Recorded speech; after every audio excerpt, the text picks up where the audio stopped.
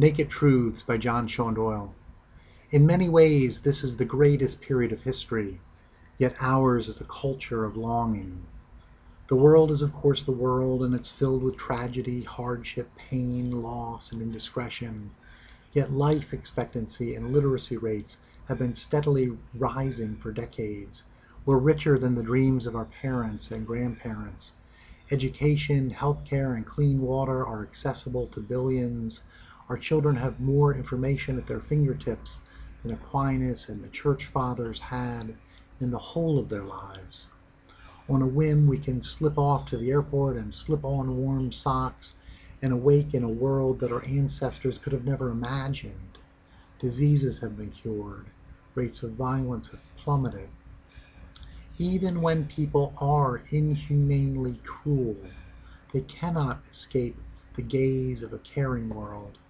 Time and time again, good people raise money, petition governments, and mobilize resources to rush to the aid of strangers. Despite all this progress, despite the opportunity, despite the persistence of goodness that is evident everywhere people are yearning for something. A sense of malaise and cynicism has risen among all groups. The trust we once had in the leaders of industry and in government has fallen. In the last 10 years, suicide has increased 28%, and the rates of stress and depression continue to climb. With every step forward, we walk further away from the truths that once gave us our bearing. The ancient wisdom that once sustained us has either been forgotten or reduced to cliches. We live in a spiritual wasteland. Even the religions that once sustained us offer little solace. Religion did not decline because of scientific progress or the cynic's barbs. It would be more honest, Rabbi Heschel noted, to blame religion for its own defeats. Religion declined not because it was refuted, but because it became irrelevant, dull, oppressive, insipid. When the prophets we revered walked upon the earth barefooted or clothed in hemp, they were the radicals and blasphemers.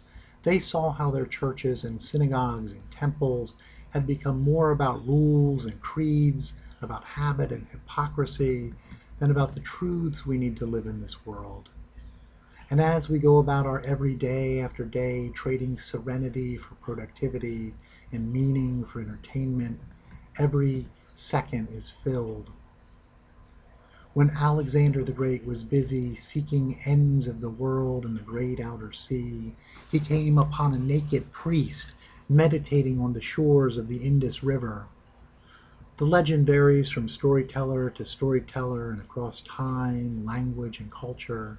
But this meeting of a Macedonian king and an ash-covered prophet was a meeting of two separate truths, truths that are each needed.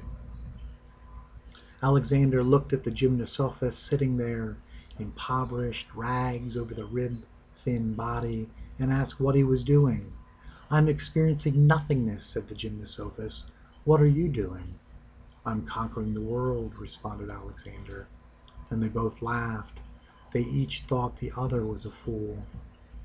Naked sadhus, San Bushmen, and Australian Aborigines will never hang satellites over the clouds or build microchips the size of a grain of sand. Yet, as Matthew Ricard teaches, so much of Western science is a major response to minor needs. We need spend all of our lifetime trying to live to be 100 without losing our teeth, Wade Davis continues. The Buddhist spends all their lifetime trying to understand the nature of existence.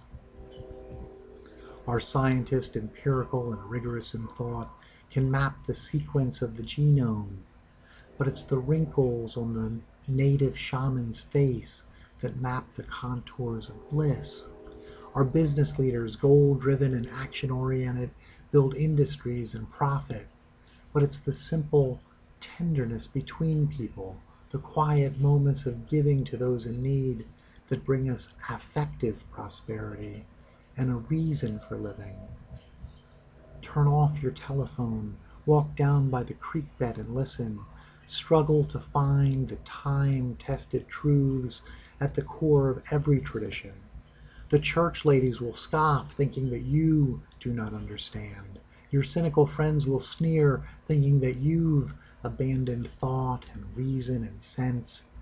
Be patient, for they know not what they do. Look for inequity and never justify your own indifference. Look for what's inconvenient and never settle for self-interest. Make mistakes again and again and again, but do so on the side of kindness and hope. Fill your heart with gratitude. Make time for awe and joy. Forgive the most unforgivable. Love those who disgust you and who've broken your heart. They're more than their worst deeds. Lay yourself out open and raw to trust like a sadhu on the riverbank. These are the hardest things we'll ever do in our lives. I repeat, these are the hardest things that we will ever do in our entire lives. But these are the things that make our life worth living.